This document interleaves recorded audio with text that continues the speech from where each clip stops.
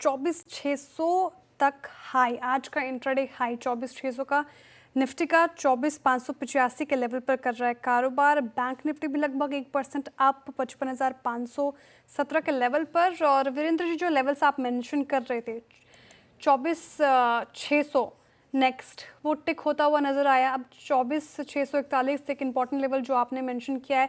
अब क्या थोड़ा भी स्ट्रेंथ नजर आ रहा है? कन्विक्शन स्ट्रांग हो रही है क्या आपकी? क्या कैरी किया जाए? लॉन्ग कर सकते हैं कैरी, या फिर अभी भी कॉशियस रहेंगे, न्यूट्रल ही रहना है अभी? नहीं, अभी न्यूट्रल रहेंगे श्रेया। पता है क्या, अब आप देखिए निफ्टी बैंक में दोनों में एक एक चीज़ डिफरेंट भी है, दोनों में एक एक चीज़ की सिमिलरिटी भी है। निफ्टी बैंक का डे लो था 100 डे में, जहाँ से इसने लगभग 400-500 पॉइंट का सफ़र तय किया। और निफ्टी का जो कुछ देर पहले आप पढ़ रहे थे ना श्रेया, 24,600 इंटर हाई, वो था 100 डे में। यानी एक इंडेक्स का जो एवरेज लो था, दूसरे इंडेक्स का वो एवरेज हाई था। बट दोनों में सिमिलरिटी क्या है कि निफ्टी बैंक का हाई श्रेया, मतलब वो 10 डे में, ये परसिस्ट करता है 55,650, 55,670। निफ्टी बैंक लेके आइए, नोट करके रखिएगा। निफ्टी बैंक का 10 डे में परसिस्ट करता है 55,650, 55,670। और निफ्टी के केस में वो एवरेज 10 डे में आता है 641 पे।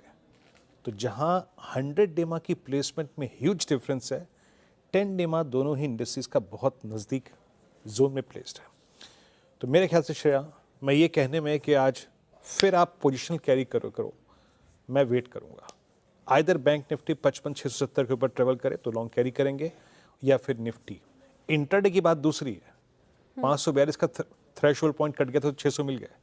बट पोजिशनली कैरी करने के लिए एक एवरेज को रीगेन करिए।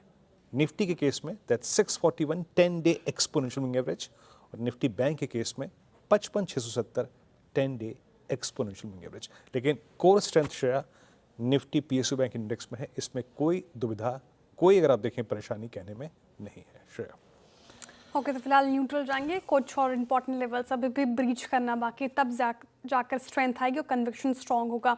चलिए, अब डीलिंग